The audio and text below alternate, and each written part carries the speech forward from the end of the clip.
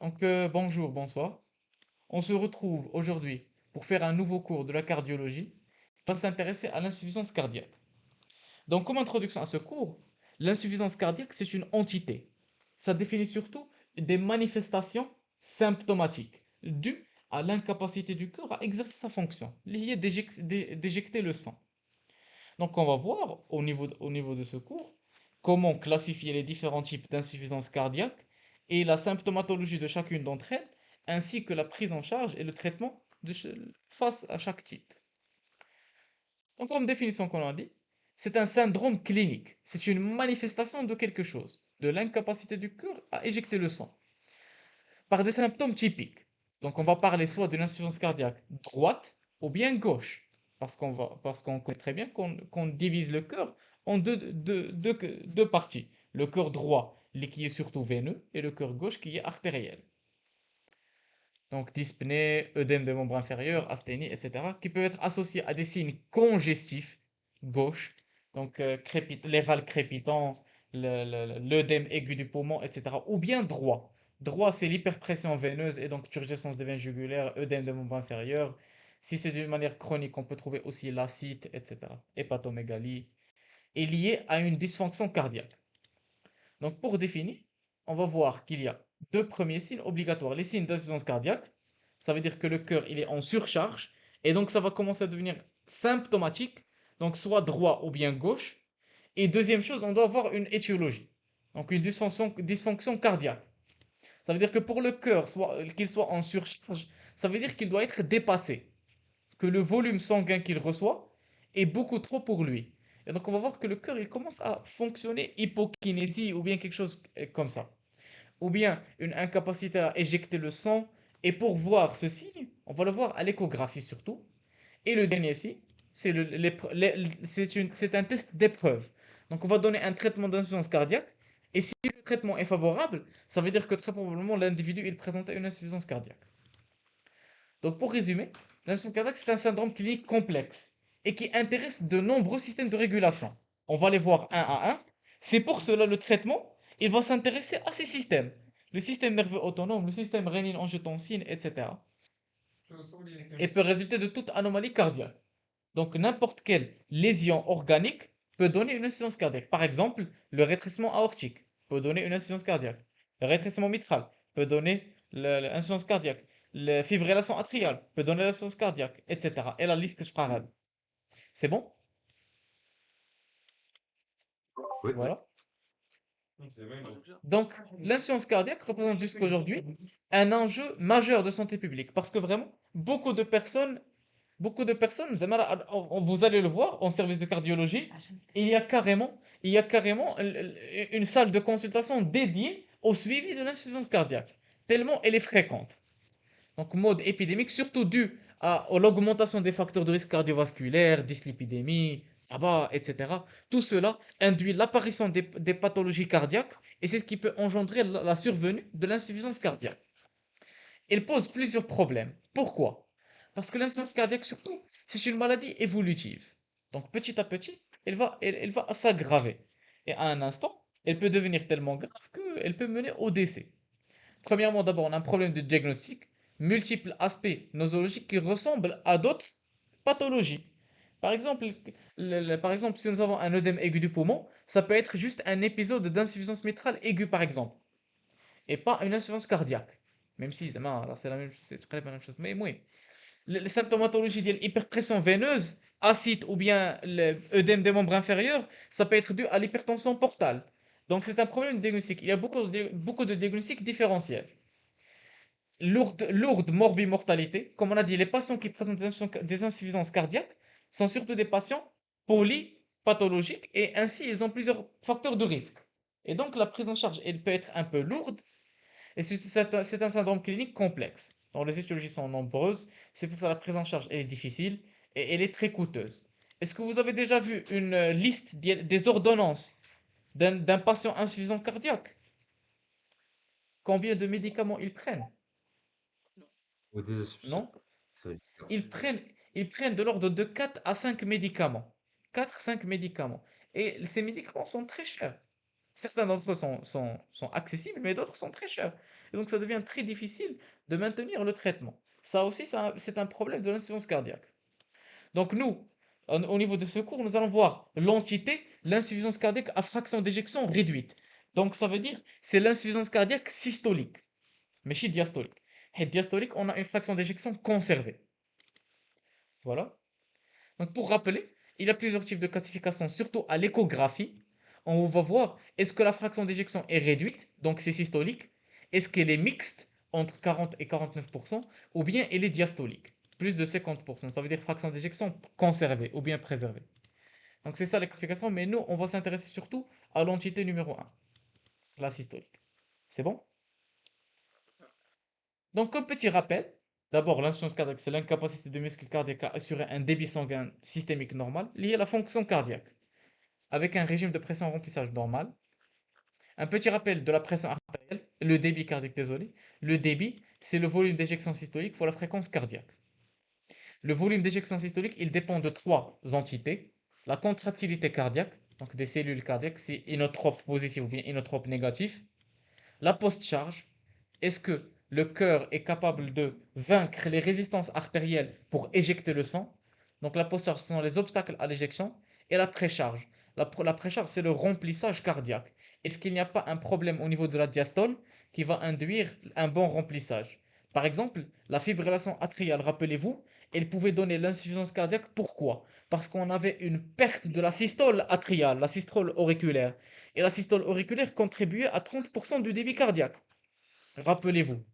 Et donc la précharge, elle aussi, elle joue un rôle important au niveau du débit cardiaque. C'est bon?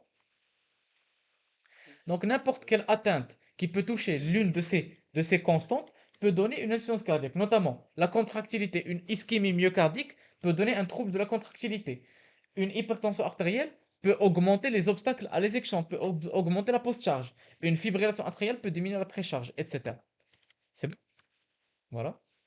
Voici un schéma qui nous montre la contractilité, la post-charge et la pré-charge. Le remplissage, est-ce qu'il se fait correctement ou non? Voilà. Comme on a dit, il existe une entité où il y a une insuffisance cardiaque diastolique. Donc ça veut dire que le problème, il n'est pas au niveau du cœur, c'est surtout au niveau du remplissage. Donc il y a un problème, soit au niveau de la relaxation cardiaque, donc lorsque, et les soirs, rappelez-vous, la tachycardie. La tachycardie, elle retentissait sur la diastole, et c'était pendant la diastole où il y avait le remplissage du cœur. Et donc s'il y a une tachycardie excessive, ou bien une tachycardie, s'il y a une tachycardie point final, ça peut retentir sur le remplissage cardiaque. Et donc c'est un exemple d'une insuffisance cardiaque qui pouvait être d'origine diastolique. Ou bien la compliance. Si nous avons une mauvaise compliance du péricarde, par exemple, dans le cadre de la péricardite chronique constrictive, ça peut donner une insuffisance cardiaque diastolique. Pourquoi diastolique? Parce que la fonction contractile, elle n'est pas malade. Le cœur, sa systole, elle est normale. Mais le problème existe au niveau le remplissage cardiaque qui est anormal. C'est bon? Et donc, cette incapacité du cœur à se remplir, ça va induire que les pressions vont être transmises en amont, en avant. Ça veut dire le ventricule, il ne se remplit pas. Ça veut dire on aura une oreillette dilatée, une pression qui va être transmise au niveau des veines, ou bien les veines pulmonaires, ou bien les veines caves. Et donc, on aura des signes congestifs. Les signes congestifs, les deux. Soit l'insuffisance cardiaque systolique ou la diastolique. Et donc, c'est ce qui va nous donner notre symptomatologie. Et la symptomatologie, elle va dépendre surtout de quoi, à votre avis? La symptomatologie. Donc, si les ventricules sont incapables de bien se remplir ou bien sont incapables de bien éjecter le sang, ça veut dire qu'il y aura une pression qui va être transmise en amont, زعما, rétrograde. Donc, les signes qui vont apparaître, les signes de congestion, ils vont dépendre de quoi?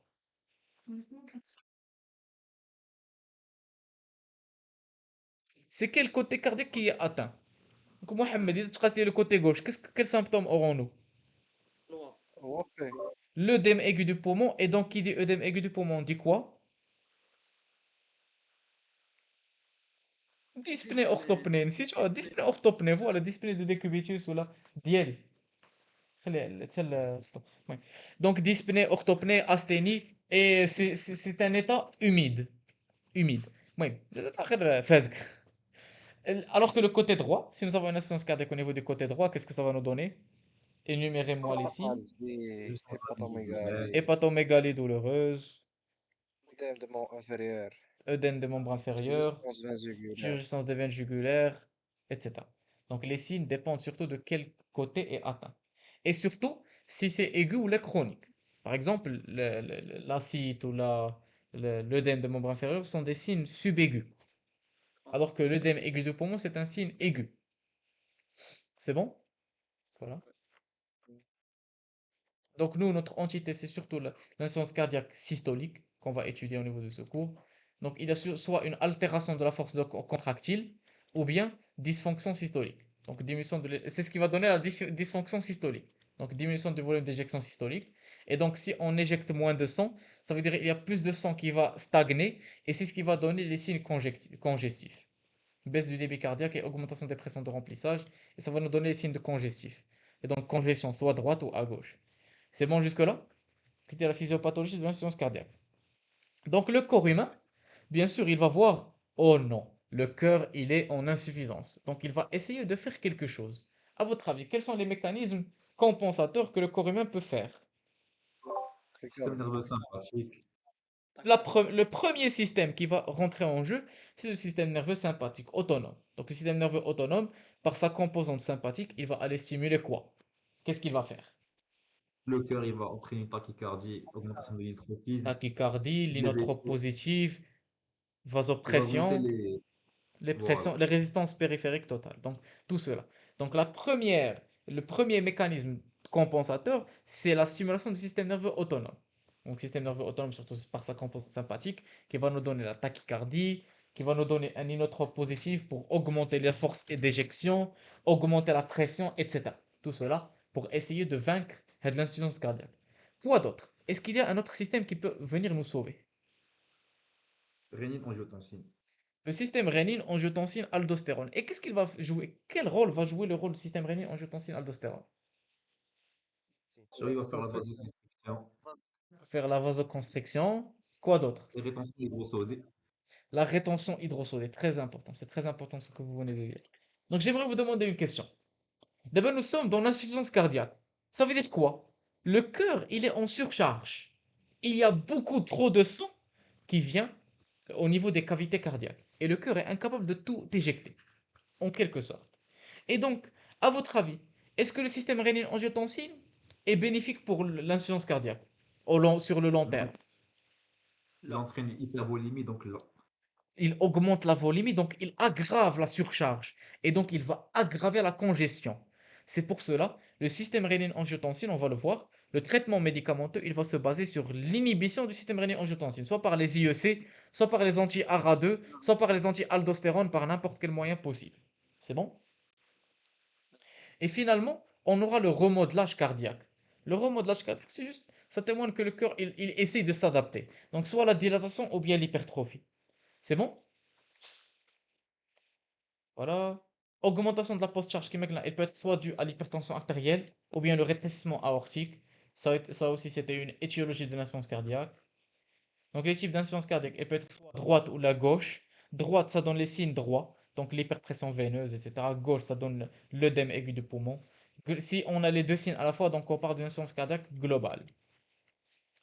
Donc, les mécanismes compensateurs, comme on l'a dit, le corps humain, il va essayer de se défendre pour se sauver.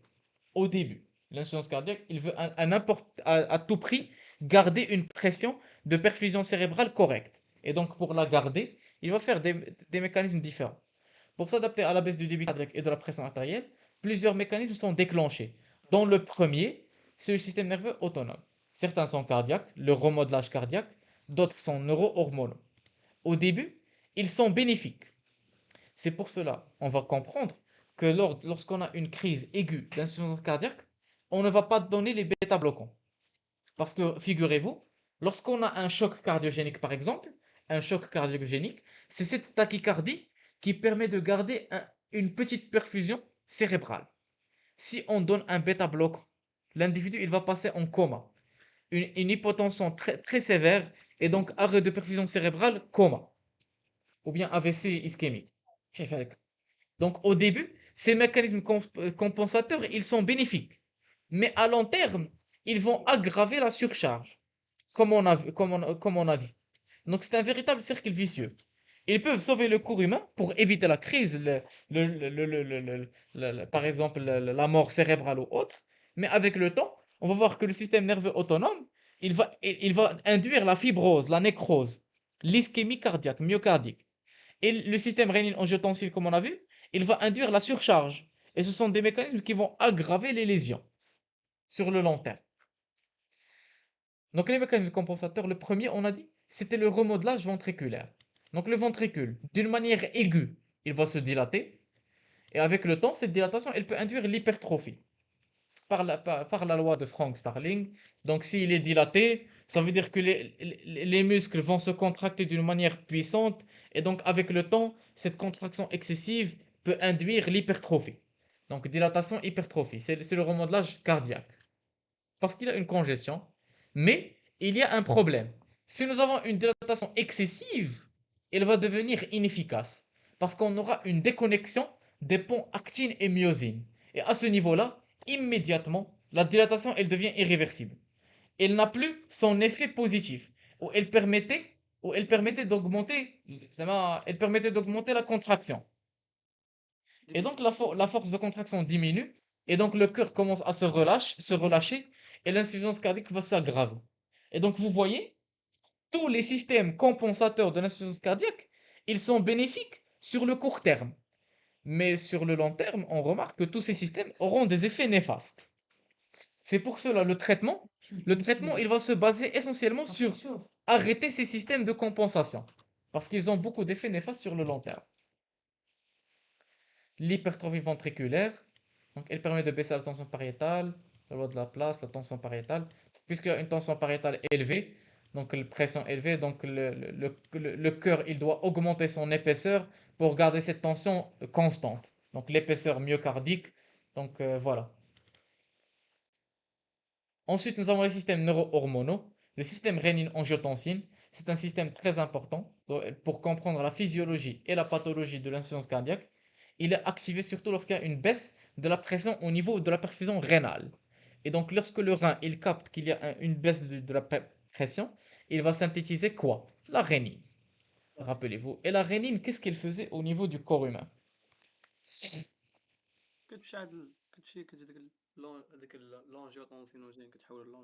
Très bien. Elle transformait l'angiotensinogène en angiotensine 1. Et ensuite, l'enzyme convertase, angiotensine convertase, elle allait transformer le 1 en 2. Et le 2, c'est lui qui avait un effet qui nous intéressait. Et quel était l'effet de l'angiotensine 2? Vasoconstriction. Vasoconstriction. Non seulement, quoi d'autre? Il peut aller au niveau de la surrénale et stimuler la sécrétion de l'aldostérone. Et il peut aussi stimuler la rétention hydrique. Rétention d'Elma. Oui. Donc voilà, l'angiotensin 2, elle jouait plusieurs rôles. Donc à la phase aiguë, elle permet d'augmenter la pression artérielle et donc de sauver le choc cardiogénique. Mais avec le temps, ça va, elle joue, le cœur est en surcharge et donc ça va aggraver l'insuffisance cardiaque. Ça va augmenter la volémie, ça va aggraver l'insuffisance cardiaque et donc ce n'est pas quelque chose qu'on cherche. Donc après avoir stabilisé l'insuffisance cardiaque, très important, l'insuffisance cardiaque en phase aiguë, on ne va pas donner ces médicaments.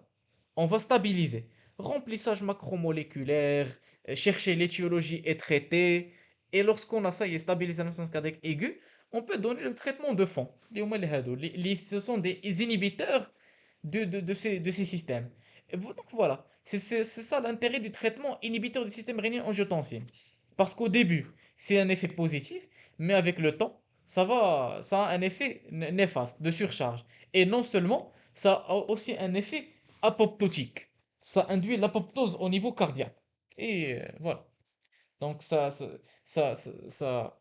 induit la fibrose myocardique et c'est ce qui peut aggraver les lésions. C'est bon? Voilà. Ensuite, nous avons l'aldostérone. L'aldostérone, rétention hydrosodée par l'excrétion du potassium. Et donc, lui aussi, il joue un rôle important dans la résistance cardiaque. C'est pour cela, il est bien sûr stimulé par l'angiotensine 2. Et l'intérêt d'Yalo, c'est le traitement anti-aldostérone pour diminuer cette rétention hydrosodée. Ensuite, nous avons les autres systèmes neurohormonaux, comme le système vasoconstricteur, la vasopressine, l'endothéline. Donc, ils sont stimulés en excès. Et les systèmes vasodilatateurs. Système vasodilatateur comme monoxyde d'azote et le peptide natriurétique. Le peptide natriurétique, c'est un peptide très important. Pourquoi? Le peptide natriurétique, le BNP, Brain Natriuretic Peptide, il est libéré quand? Il est libéré par l'oreillette droite. L'oreillette droite, lorsqu'elle ressent quoi? Beaucoup de sang. Lorsqu'elle ressent de la surcharge, voilà, lorsqu'elle est dilatée. Donc le BNP, c'est un marqueur de suivi de l'insuffisance cardiaque. C'est bon? Donc là, c'est pour cela qu'elle joue un rôle important dans l'intérêt du dosage pour le diagnostic, pour faire le diagnostic positif de l'insuffisance cardiaque, et le suivi, le pronostic. Si le BNP il s'améliore, ça veut dire qu'on a stabilisé la maladie. Sinon, il faut pousser nos investigations. C'est bon? Voilà. Le système nerveux sympathique, il est stimulé en excès au début, il permet la tachycardie, l'augmentation du débit cardiaque, mais sa stimulation permanente a des effets délétères parce qu'elle induit l'ischémie, un trouble de rythme, etc. Et donc c'est pour cela qu'on a un intérêt du traitement des bêta-bloquants dans l'insuffisance cardiaque. Mais chronique, hors de la crise, tous ces médicaments dont on mentionne, on ne va pas les donner lors de la crise. C'est bon? Il faut d'abord stabiliser le patient.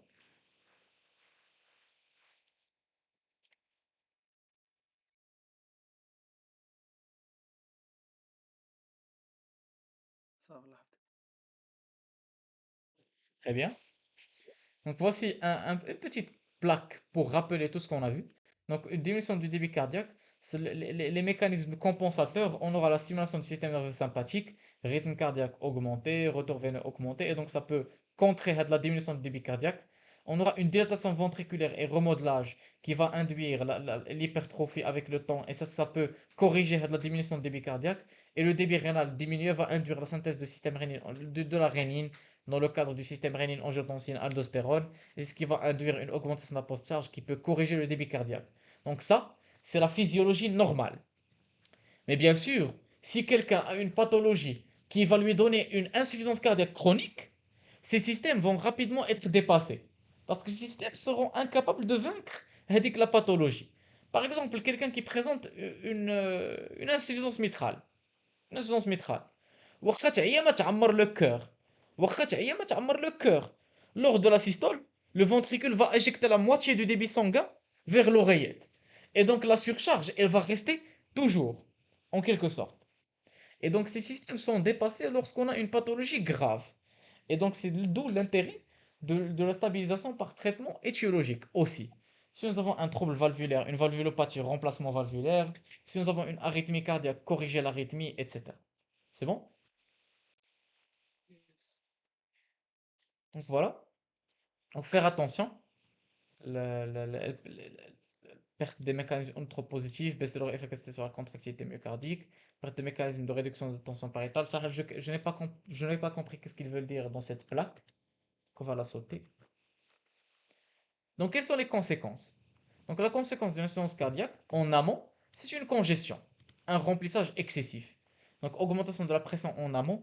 Donc le ventricule qui est le premier qui va souffrir. Ensuite, il va transmettre sa pression au niveau de l'oreillette. Et après, qu'est-ce qui va se passer? Reflux, يطلع Le الدم. reflux. Et donc l'apparition des symptômes. Ensuite, les conséquences en aval. Le ventricule est incapable d'éjecter le sang. Qu'est-ce qui va se passer? Diminution du débit cardiaque, avec toutes ces conséquences qui peuvent être graves. Ça peut même aller jusqu'au syndrome de défaillance multiviscérale. Choc cardiogénique, ça commence par le collapsus, choc cardiogénique, syndrome de défaillance multiviscérale. Donc tous les stades, c'est même le lourd. Le rein cardiaque, ça peut induire une insuffisance rénale aiguë, donc diminution de la diurèse et augmentation de la kaliurèse, donc insuffisance rénale aiguë, c'est le rein cardiaque, etc. Donc voilà. Maintenant qu'on a parlé un peu de la physiopathologie de l'insuffisance cardiaque, comment faire le diagnostic positif? Rappelez-vous, l'insuffisance cardiaque, c'est un état. C'est un état complexe qui peut être symptomatologique ou bien qui peut être compensé. Et donc le diagnostic, il peut être soit évident ou bien il peut être délicat. Parce que tout le monde peut faire, à peu près, tout le monde peut faire le diagnostic au stade de l'œdème aigu du poumon. Mais le nécessaire, c'est de faire le diagnostic à un stade très précoce.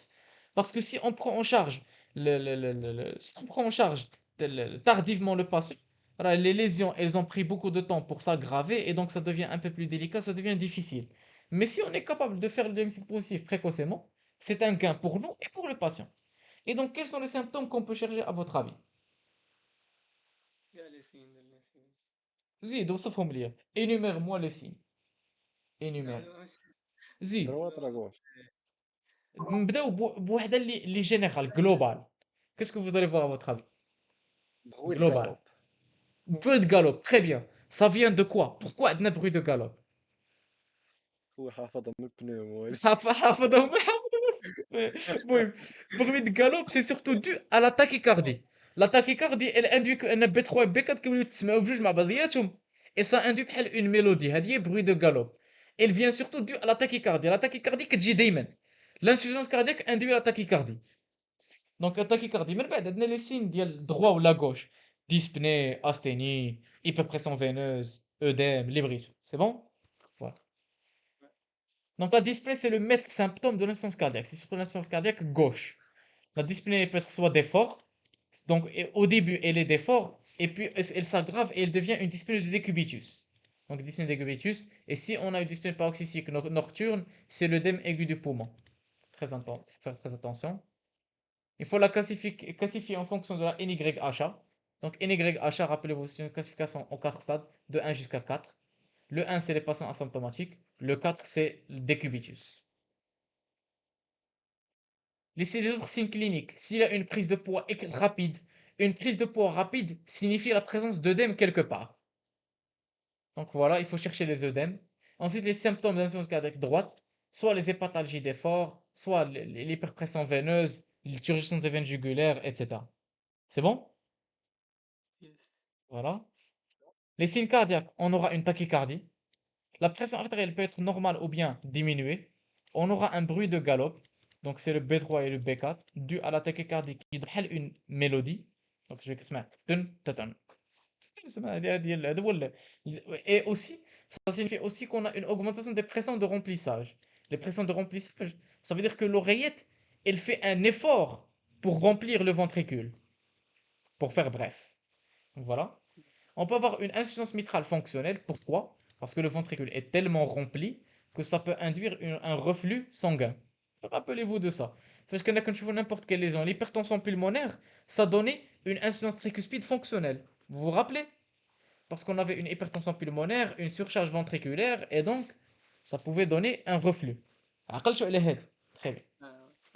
On peut avoir un choc de pointe dévié vers la gauche. Choc de pointe dévié vers la gauche parce qu'il y a une dilatation, une hypertrophie ventriculaire, etc.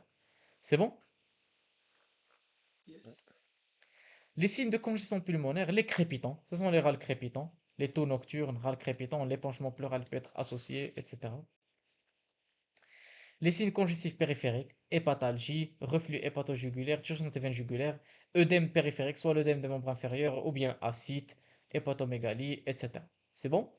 Donc ce sont tous les symptômes qu'on peut chercher et qui peuvent nous orienter vers la présence d'une insuffisance cardiaque, soit droite ou bien gauche, ou bien globale. C'est bon? Voilà. Donc global, c'est l'association des deux signes à la fois, droit et gauche. Donc pour faire le diagnostic, pour retenir le diagnostic d'insuffisance cardiaque, il existe des critères, les critères de Framingham. Donc pas besoin de les retenir, mais juste des critères majeurs et mineurs sous lesquels, s'ils sont présents, on peut retenir le diagnostic d'insuffisance cardiaque. Donc soit deux critères majeurs, ou bien un critère majeur et deux critères mineurs. C'est bon? Que de Kamlin. Donc tout simplement cardiomégalie, distension veineuse, œdème pulmonaire, bruit de galop, pression veineuse. Hein? هاد اللعيبه هادي راه كاين بحال ار ا كنا قرايناها على الكتابه Hal RAA, مثلا c'était les critères de Jones. C'était les critères de جون Jones modifiés dans le cadre de RAA. Et les critères de Jones, si tu te rappelles, ils dépendaient de quoi? ديال الفييفو ما عرفتش عاوتاني كاين Non, c'est moi fait majeur et mineur. Mais ils dépendaient aussi si si la population est à haut risque ou bien un faible risque. هي مهمة. حيت كنتي شفتي راه كانوا deux critères de Jones. كانوا des critères majeurs et mineurs pour une population à risque faible, وكاين des critères de Jones pour une population à risque haut. حتى هادو. المهم هذاك c'était autre chose. Oui, ce sont des critères بحال هكا pour retourner le diagnostic. Voilà. Donc, les examens complémentaires. Les examens complémentaires, donc, نتوما خرجوهم ليا. On demande une radio de thorax. Qu'est-ce qu'on peut voir au niveau de la radio de thorax? Cardiomégalie. Cardiomégalie. Quoi d'autre? EAP. Bijou. L'œdème aigu du EDEMA. poumon. Donc, en aile de papillon. Tout simplement. شي كامل هضرنا عليه. Quoi d'autre? كاين شي حاجة أخرى نقدر نشوفها؟ l'arc inférieur Les droit, arcs veineux surtout يقدروا يعمروا مزيان. Donc les arcs veineux, un débord, un élargissement du médiastin, surtout du côté droit, etc. Donc c'est à la radiographie, un ECG. L'ECG, il peut être normal ou bien il peut être anormal. Il peut orienter vers un trouble de rythme, donc trouble de conduction, son bloc de branche, infarctus du myocarde, hypertrophie ventriculaire, etc. C'est bon? La radio de thorax, on peut avoir une cardiomégalie, on peut avoir une congestion pulmonaire, donc l'œdème aigu du poumon, on peut avoir une redistribution vasculaire, les lignes de Kerley. Les lignes de Kerley, c'était des lignes qui orientaient vers un drainage lymphatique, donc qui connaissent des opacités linéaires, غادي بحال هكا. Il existe de trois types, mais bon, sans trop aller dans les détails. Elles induisent qu'il y a une congestion. Les comblements du cul-de-sac, épanchement pleuraux, œdème interstitiel, etc. C'est bon? Voilà. Voici une image. ديال هنا عندنا l'hypertrophie auriculaire gauche هي اللي كتعطي هذا السيني. دونك هاد البلاصه هنايا ولات عريضه. Le bord gauche moyen. Bon. Autre signe, donc هنا عندنا œdème pulmonaire en aile de papillon surtout. Donc la biologie. La biologie, il y a un marqueur qui peut jouer le rôle de suivi, mais la biologie elle joue surtout le rôle elle doit être exhaustive pour voir s'il n'y a pas un problème au niveau de sodium, potassium, etc. Parce que, comme on a vu, l'insuffisance cardiaque, elle stimule des systèmes qui vont agir sur l'excrétion et la rétention hydrosodée. Et donc, ça peut donner des troubles hydroélectrolytiques. Et donc, on doit les demander sur la biologie systématiquement pour les chercher. Et donc, évaluer la fonction rénale, parce qu'on craint l'insuffisance rénale aiguë ou bien le trouble cardiaque. On va étudier la natrémie et la kaliémie, la fonction hépatique, surtout avec l'hépatomégalie, elle peut induire une légère cytolyse, le peptide natriurétique dans le cadre de suivi, et voilà. Donc le peptide natriurétique, il est libéré de façon précoce, c'est un bon marqueur hormonal. On peut aussi demander la calcémie, les TSH, troponine, CRP, etc. C'est bon? Voilà. L'écho-cœur. L'écho-cœur est un examen très important. Pourquoi? Qu'est-ce qu'on peut trouver au niveau de l'écho-cœur? L'échographie cardiaque. La dilatation. Très bien. Donc, c'est l'un des premiers signes. On calcule la fraction d'éjection. C'est la première chose, avant tout. L'échographie, c'est elle qui nous permet de calculer la fraction d'éjection. Et donc, on va alors classifier l'insuffisance cardiaque. Est-ce que c'est une insuffisance cardiaque systolique, diastolique ou bien mixte? En fonction de la fraction d'éjection.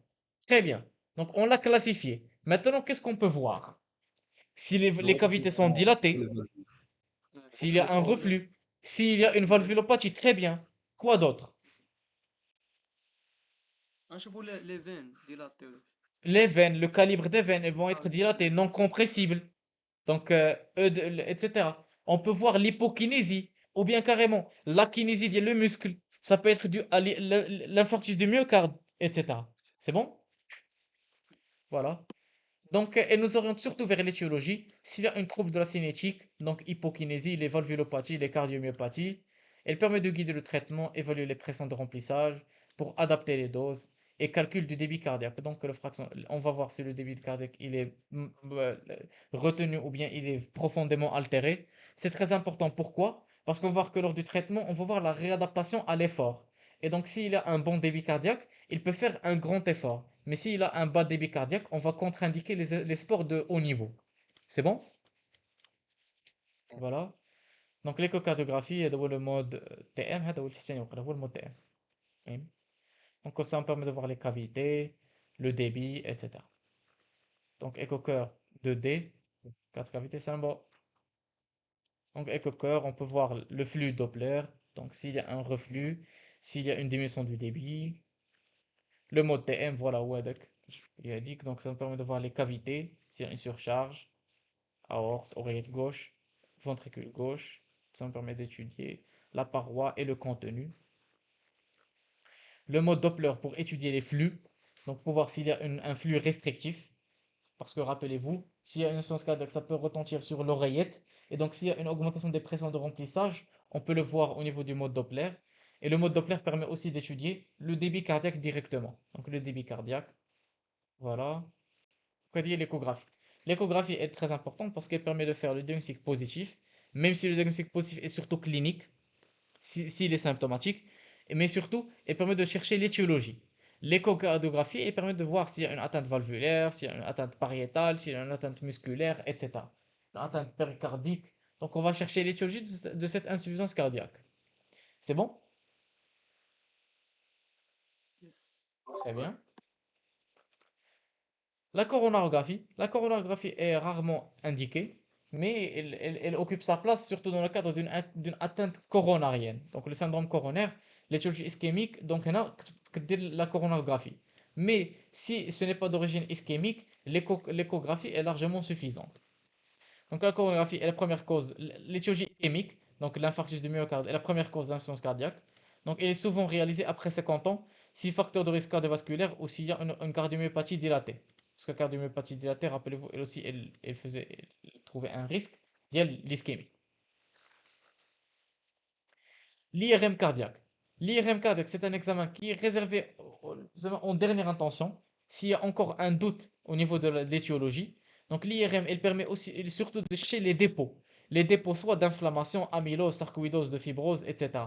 Donc ça permet de chercher s'il y a un problème au niveau du cœur, au niveau de la cavité cardiaque, etc. Donc l'IRM cardiaque, il est en complément à l'échographie. On ne passe pas directement à l'IRM. Donc examen fondamental dans le diagnostic de l'insuffisance cardiaque et mesure la fraction d'éjection. C'est comme la cardiographie, l'échocardiographie, mais il est plus spécifique et plus sensible. C'est bon? Voilà. Les autres examens qu'on peut demander pour chercher les facteurs aggravants d'insuffisance cardiaque, l'holter ECG ou bien l'holter pression artérielle, pour chercher des épisodes paroxystiques de certaines manifestations. Parce que rappelez-vous, lors de notre cours de fibrillation atriale, on avait vu qu'on pouvait avoir des fibrillations atriales paroxystiques. Et donc, ça pouvait aggraver l'insuffisance cardiaque d'une manière brutale, soudaine. On peut faire l'oxymétrie nocturne, on peut faire l'examen fonctionnel respiratoire, etc. Et donc, pour chercher les manifestations, les autres manifestations, si elles sont paroxystiques ou bien les autres systèmes, etc. Parce que le SAOS, rappelez-vous, le SAOS, lui aussi, pouvait donner l'insuffisance cardiaque.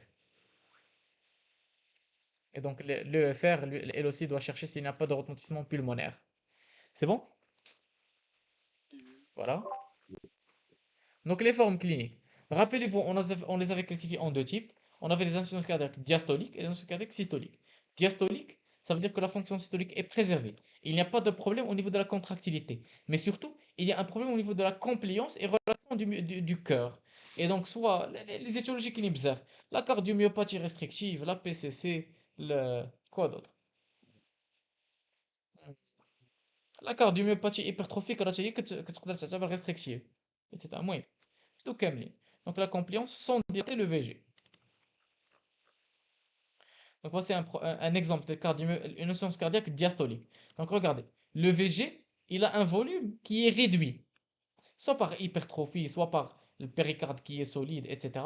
Et donc ça ne permet pas de bien se remplir. Et donc, même s'il éjecte 50%, parce que l'échographie, rappelez-vous, alors la fraction d'éjection, c'est un pourcentage. Et donc, l'échographie, elle va mesurer l'éjection, elle va dire 50%. Mais le volume a diminué. Oui, le volume a diminué. Donc, moi, محمد انت عندك 200 درهم عطيتيني 100 درهم شحال عطيتيني من النسبه ديال فلوسك 50%. السؤال اللعيبه نفسها قلت هذاك ولات عندك 100 درهم محمد عطيتيني 50 درهم شحال لو بورسونتاج ديال اللي عطيتيني 50%. Donc ça reste 50% même si la quantité a diminué. Donc voilà, c'est pour ça que c'est une insuffisance cardiaque diastolique parce que le cœur ne s'est pas bien rempli. Par contre, voici une insuffisance cardiaque systolique. Donc le cœur, il est en surcharge, le ventricule est en surcharge, donc nous avons une dilatation et avec le temps, il peut donner une hypertrophie ventriculaire, etc. C'est bon? Très bien. Il faut faire attention. Les formes cliniques, on distingue aussi les insuffisance cardiaque aiguë et chronique. Aiguë, c'est carrément la crise. La crise où nous avons le choc cardiogénique. Et donc, survenue rapide des symptômes cliniques, due à une anomalie de fonction cardiaque. Soit une insuffisance mitrale aiguë, un traumatisme thoracique qui a induit une perforation le péricarde ou les tamponnades, غدير لنا insuffisance cardiaque aiguë. Rappelez-vous, la tamponnade, c'était quoi la tamponnade? فرونشمون ديال البيريكاردي. Non, la tamponnade, ce n'est pas seulement l'épanchement péricardique. حيت البيريكارديت كنقدروا نقولوها avec un épanchement péricardique. Mais c'était quoi la tamponnade بالضبط؟ هي سي اون ادياستولي. C'est une adiastolie qui دايره Brutal. aiguë, brutale. Ce n'est pas une adiastolie chronique. حيت la PCC et la CMR هما les adiastolies chroniques. Donc la tamponnade, c'était une adiastolie aiguë qui retentissait surtout sur le cœur droit et donnait le choc cardiogénique d'origine droite surtout. Rappelez-vous de ça.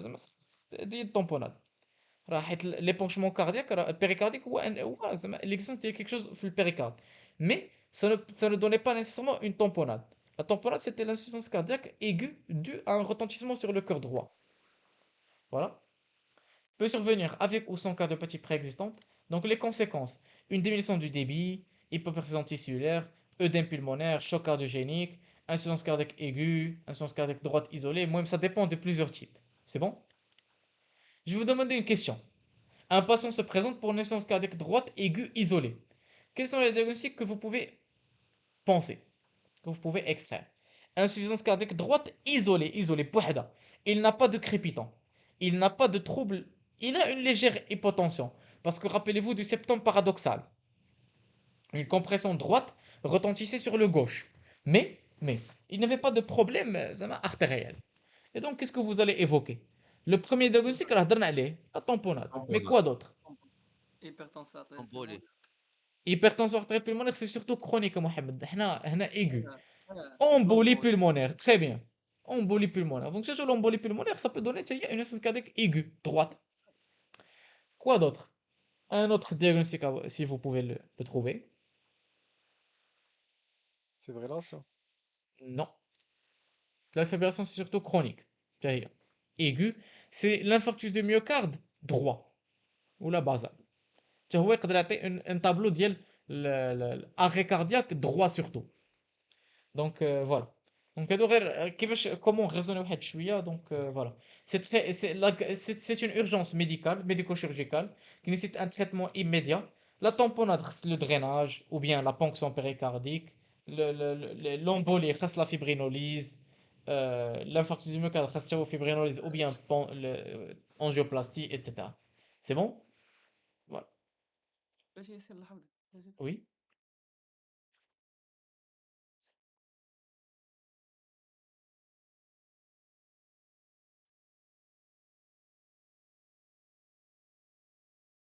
نكتبوا بأنسيون كاريك ايجي بصفة عامة Ah, زعما جلوبال ah.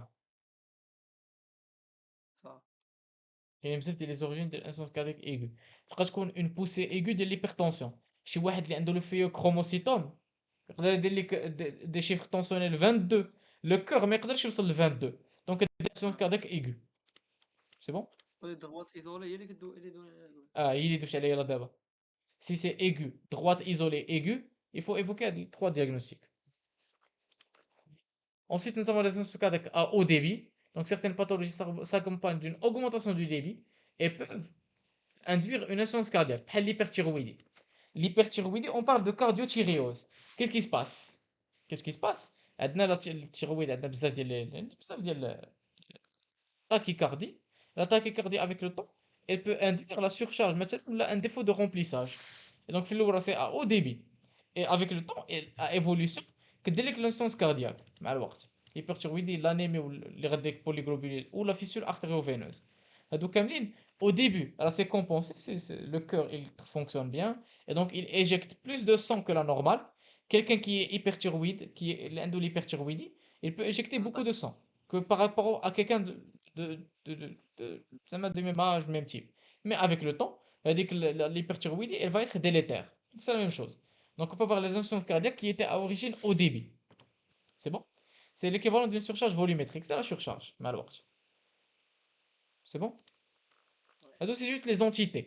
ما ركزوش حنا ما غنركزوش بزاف على هادو انسونس كاع ايغو ولا او دي بي ولا diastolique. On a parlé surtout des systoliques et chroniques.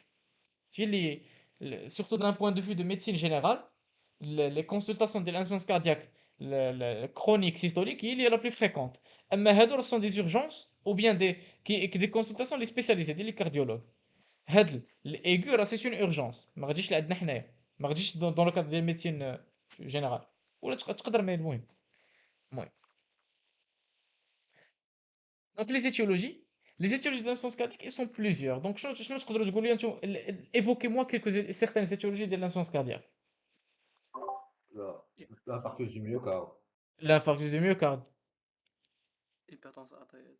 hypertension artérielle, hypertension artérielle Cardiomyopathie pulmonaire حتى هي. restrictive. Les cardiomyopathies كاملين Les restrictive valvulopathie. وكاملين يقدروا يديروها. حتى arythmique.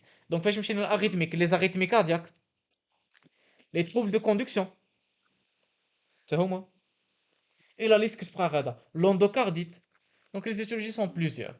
Donc cardiopathie ischémique, donc infarctus du myocarde, idiopathique, infectieuse, toxique, carence, cardiomyopathie restrictive, cardiomyopathie dilatée, cardiomyopathie hypertrophique. Donc toutes les cardiomyopathies endocriniennes, les dysthyroïdies, l'hypocalcémie, l'acromégalie, le postpartum. C'est une liste non exhaustive. Donc il faut être capable de bien chercher l'étiologie afin de la traiter adéquatement. Parce que si on veut traiter l'insuffisance cardiaque, on peut donner des traitements médicaux qui vont lever la surcharge, mais ce n'est qu'un traitement symptomatique entre guillemets.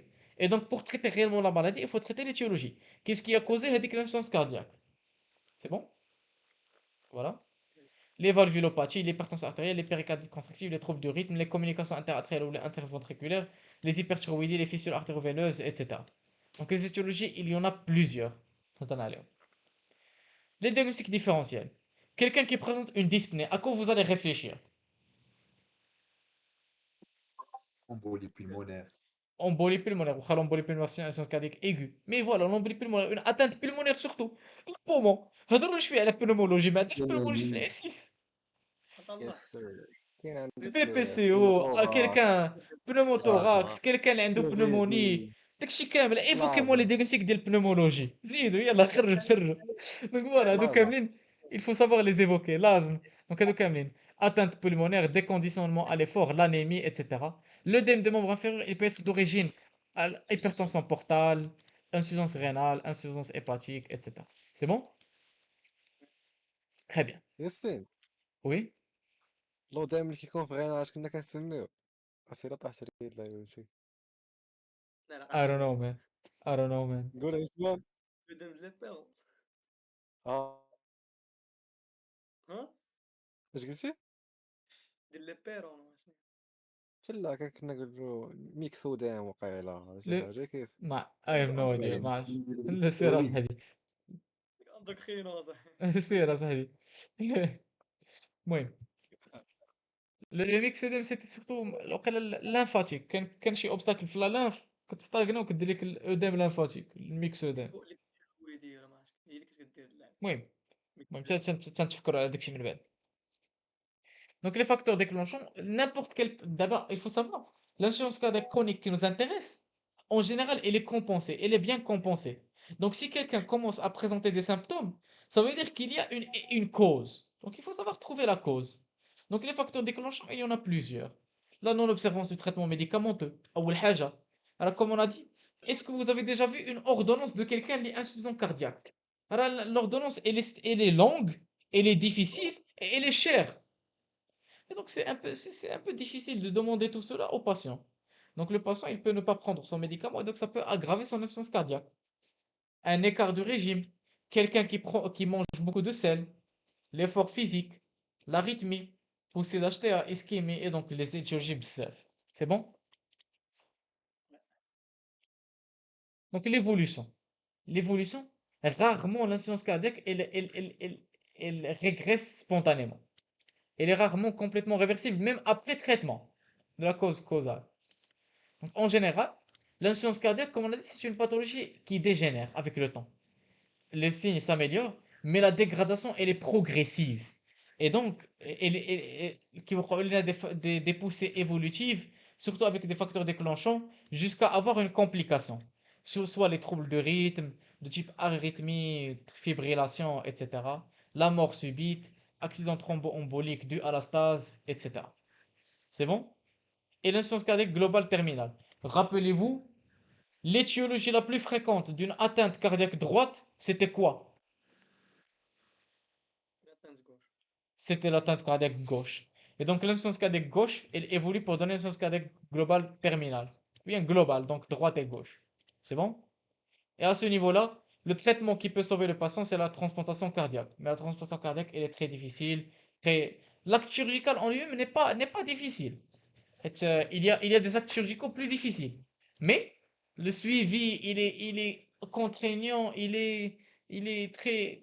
Moi, au final. C'est bon?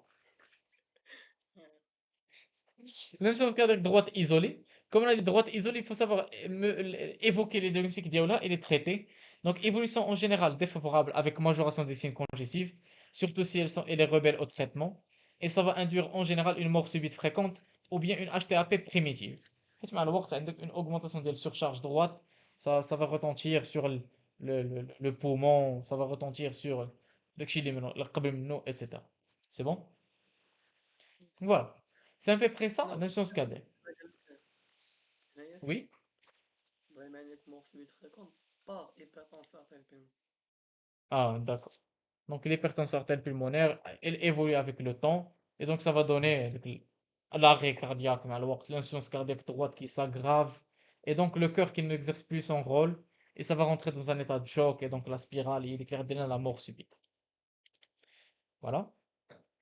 Donc les facteurs pronostiques de naissance cardiaque, bien sûr, comment savoir que si c'est une maladie de bon pronostic ou bien de mauvais pronostic, ce sont les facteurs de la maladie, du patient et de la réponse au traitement.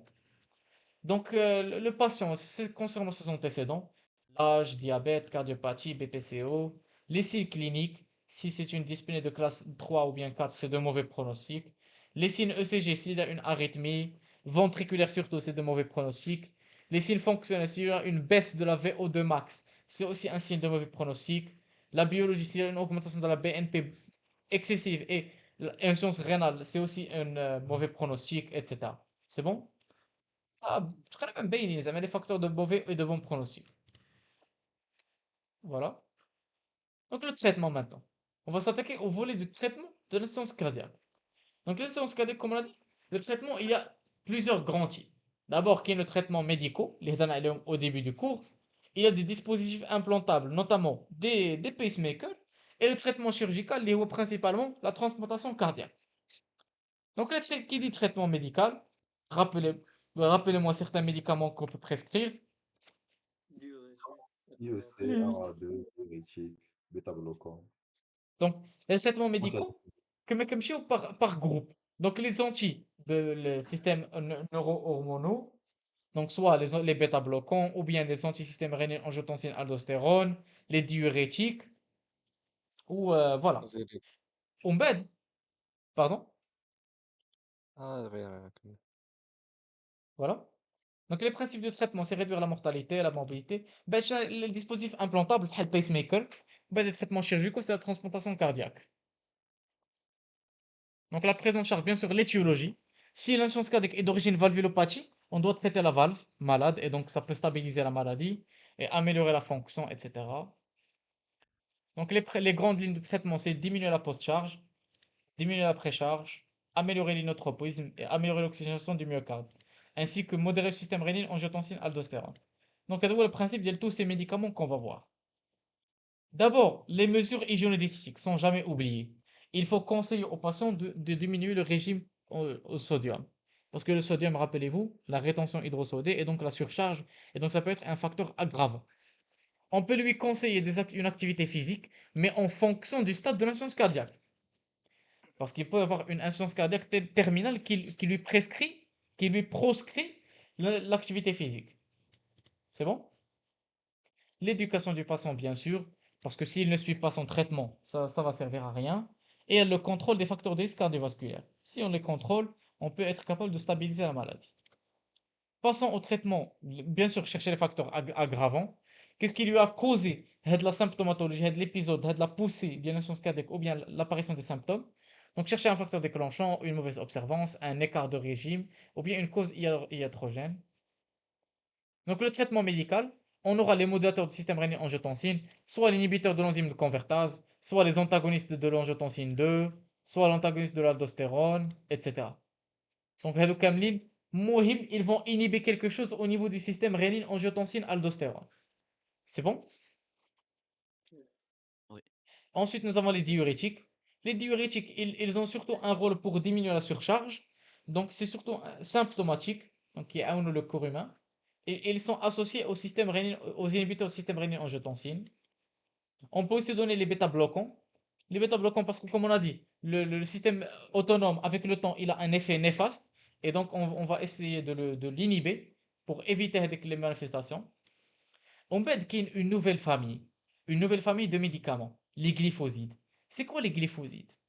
Les glyphosides, c'est un nouveau médicament, mais nouveau, il existe, mais qui a prouvé son efficacité même au niveau d'insuffisance cardiaque. Quel est son principe? D'abord, normalement, c'est un antidiabétique. C'est un antidiabétique qui agit surtout au niveau de la glycosurie. Donc, glycosurie, glyphoside, qu'on appelle les diabétiques. Mais on a vu que chez ces personnes, il y a une amélioration de leur symptomatologie cardiaque. Est-ce quelqu'un de diabétique, surtout diabète type 2, كتلقاه athérosclérose, insuffisance cardiaque, داكشي كامل. Et donc, les glyphosides, ils ont une amélioration. Pourquoi? D'abord, où est-ce qu'ils agissent les glyphosides? Ils agissent au niveau d'un récepteur appelé SGLT2. C'est quoi le SGLT2? C'est le sodium glucose transporter au niveau des tubules rénales. يلا كنت Et نقول donc, SGLT2, sodium glucose. Et donc, Mohamed, si on agit au niveau du glucose, on va agir au niveau de quoi d'autre? لا Sodium. Sodium عادي يتبع الماء. Donc, on va uriner uriner le sodium. Et donc, c'est ce qu'on cherche. Est-ce que c'est ce qu'on cherche ou non? C'est ce qu'on cherche. انا الديوريتيك Très bien. C'est presque un diurétique. Oui. Mohamed, بغيت تقول شي حاجة؟ كنا قريناه في غينا كان واحد لوتيوب كيدوز Oui, الجليكوز كيدوز مع oui. الصوديوم Voilà, le code transporteur. C'était des codes transport. واحد الموليكول هزة مع واحدة أخرى. Oui. Voilà. Les autres traitements, on peut donner les digoxines, inotropositive ou bien traitement adjuvant. Juste pour en cas de crise, ou là, il كنا خايفين من l'hypotension. Parce que ces médicaments, ils peuvent donner l'hypotension. C'est bon? Donc on peut donner avec eux de la digoxine pour augmenter la tension. C'est bon? Voilà. Ensuite, nous avons le traitement électrique, soit la resynchronisation. Le traitement électrique, surtout s'il y a une arythmie cardiaque. Donc resynchronisation, ou bien défibrillateur automatique implantable, ou bien l'ECMO. l'ECMO. هذه هي l'ECMO. قريتوا l'ECMO ياكم. المهم, l'assistance ventriculaire et cœur artificiel. C'est une circulation extracorporelle qui permet de court-circuiter un cœur qui est malade. Donc, resynchronisation. Donc, stimulateur qui va donner un rythme cardiaque, il va corriger la rythmie cardiaque ou bien la bradycardie, etc. Sinon, on met un défibrillateur automatique implantable. Bon, هذا هو الإكمو جديد. هذا هو الإكمو اللي كنتي كتخيل محمد ياك. هذا بورتابل هذا بورتابل. المهم, un cœur artificiel qui va aider la circulation cardiaque. المهم.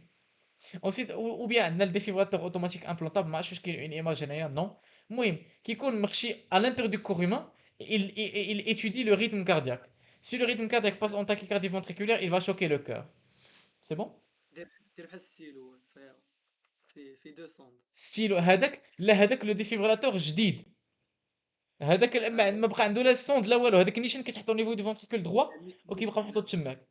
مي الفيبراتور اوتوماتيك امبلوطابل اللي حنا قرينا راه كيكون بعيد, كيكون تحت لو موسكل بيكتورال, كيتسنى تماك مخبي, وعنده دو سوند, واحد لا سوند دوات وحده كتمشي للغوش et كتشوكي لو كور. المهم, ensuite le traitement chirurgical, c'est surtout la transplantation cardiaque pour remplacer le cœur malade. Donc action sur le traitement de référence de l'insuffisance cardiaque terminale évolutive. Donc voilà. Ou bien la greffe cellulaire. C'est quoi la greffe cellulaire? C'est la cellulothérapie. Donc كناخدو من عند شي واحد des cellules cardiaques اللي مزيانين وكنحطهم فوق quelqu'un اللي عنده de la fibrose. Et donc qui remplace la fibrose. C'est bon? Voilà. Donc réadaptation cardiaque, bien sûr, réadaptation à l'effort.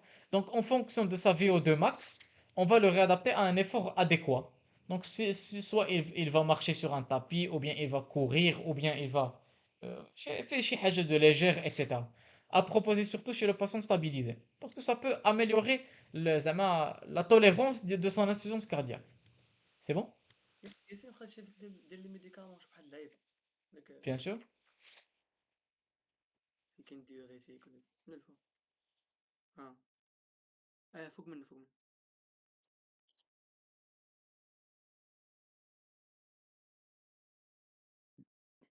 صافي ديك D'accord. الميديكامون صاحبي Ah.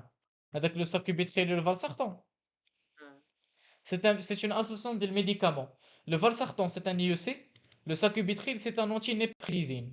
La néprilisine, il est que le BNP. اه Et donc, il a حافظتي le BNP, كتدير la natriurèse. Donc, le sacubitril et le valsartan, c'est une association. علاش كتبه هنايا؟ حيت on l'utilise beaucoup dans notre pratique quotidienne. ساكيبيتري C'est bon. Voilà. La chirurgie, réadaptation cardiaque. Donc voilà, c'est tout en ce qui concerne l'insuffisance cardiaque. Donc en guise de conclusion, l'insuffisance cardiaque, c'est une pathologie, c'est un symptôme surtout, et qui est complexe. Qui est complexe parce qu'il résulte d'un ensemble de systèmes qui sont mis en place simultanément. Donc nous, notre rôle reste d'être capable de bien naviguer vers des systèmes et d'être capable de trouver où siège l'anomalie, où siège le problème, quel est le facteur déclenchant et de trouver l'étiologie principalement. Parce que si on est capable de bien prendre en charge l'insuffisance cardiaque, on va être capable de prendre en charge des patients qui vraiment là, anciennement l'insuffisance cardiaque était très mortelle. Regardez, pronostic sombre avec plus de 50% de mortalité.